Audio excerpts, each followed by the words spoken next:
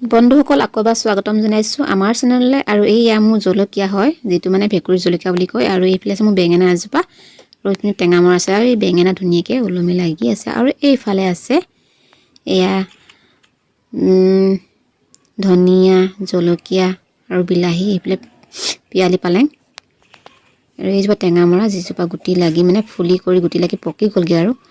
আৰু এইফালে এয়া বেঙেনা ধুনীয়াকৈ লাগি আছে, এয়া ওলমি ওলমি লাগি আছে। কাষতে এজোপা বিলাহীও আছে, ফুৰিবলৈ লৈছে ই অকণমানিকৈ। এয়া এজোপা বেঙেনা থোপা থোপে লাগে, মানে এটা গুটিৰ লগত দুটা তিনিটা ওলমি ওলমি লাগি যায়। আৰু এই বিলাহীজোপা ধুনীয়াকৈ ফুলিবলৈ লৈছে। আৰু এইফালে এয়া চব্জি বাকলি দি থোৱা আছে যাতে সাৰ হয়। আৰু এয়া পুলি হ'ল আমাৰ ভেকুৰী জলকীয়াজোপা। এয়া এইফালে এজোপা বেৰা আছে, আৰু মই এতিয়া এই জলকীয়াখিনি ৰুই পেলাম। আৰু এয়া হ'ল মোৰ নাৰিকলৰ মানে বাকলিটো, যিটো শুকান বাকলি হয়। এয়া এই নাৰিকলৰ বাকলি দিলে বোলে বহুত দিনলৈ পানীটো শুহি ৰাখে, আৰু পানী মানে দিবলৈ মানে ঘনাই দিবলৈ মানে নিদিলেও হয়। আৰু এতিয়া মই মাটিখিনি উলিয়াই ল'ম ইয়াৰ পৰা, এইখিনি উলিয়াই কৰি ধুনীয়াকৈ। আগত ইয়াত জলকীয়া নে কিবা এটা দিয়া আছিলে, কিন্তু বহুত দিন সেই ফুলি যোৱা মৰি যোৱাৰ পিছত একো দিয়া নাই।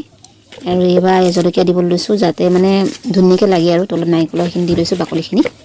আৰু এতিয়া মই এইখিনি ভাঙি ভাঙি ধুনীয়াকৈ ভৰাই ল'ম। তাৰ মাজতে মই এইখিনিয়ে গছৰ মানে গছ নহয় আচলতে চব্জি পাচলিখিনি, মানে পাচলি বাকলিখিনি ইয়াতে দি দিম, যাতে সাৰ হয় পচি পেলাই।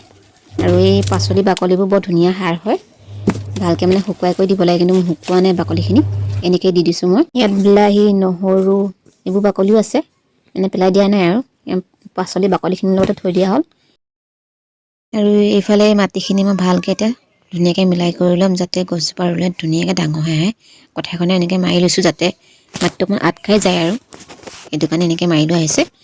আৰু এয়া মোৰ জলকীয়া, যিটো জলকীয়া মানে এতিয়া মই ইয়াত ৰুই পেলাম। আৰু এইটো আগটো কাটি লৈছোঁ, কোঁহটো, যাতে ধুনীয়াকৈ বহলি আহে মানে, আৰু গুটিও ভালকৈ লাগে, সেইটো বুলিয়ে মই এইটো আগটো কাটি লোৱা হৈছে। আৰু এইখিনিতে মই ৰুই দিম। মাটিটো এনেকৈ দকৈ গাঁত কৰি লৈছোঁ, যাতে মানে গুৰিটো ধুনীয়াকৈ সোমাই। মাটিখিনি এৰুৱাই দিয়া নাই বা গছৰ পৰা মানে যে জলকীয়াজোপা যিখিনি মাটি লাগি আছিলে আগৰ পৰা, সেইখিনি আঁতৰাই দিয়া নাই, থাকিব দিছোঁ। আৰু পানী দি দিছোঁ, যাতে মানে শুকাই নাযায় আৰু লেলিয়াই নাযায়। আৰু এইজোপা এনেকৈ থৈ দিম মই ইয়াতে ৰ'দ পৰা জেগাত, যাতে মানে ভালকৈ বাঢ়ি আহে। এনেই গছজোপা হ'বলৈ হ'লে ৰ'দ, পানী আৰু বতাহ লাগেই, সেইটো কাৰণে ইয়াতে থৈ দিয়া হৈছে। এইখিনিৰ পৰা ধুনীয়াকৈ ৰ'দটো পৰে পাছবেলা সময়ত। আৰু বাকীকেইটা পুলি এইকেইটা পিছত সময় পালে ৰুম, কিন্তু মোৰ জেগা নাই ৰুবলৈ। আৰু যিহেতু মাটি মানে এনেকৈ হেৰিত থৈ দিছে কাৰ্টুনত। আৰু এয়া বেঙেনা।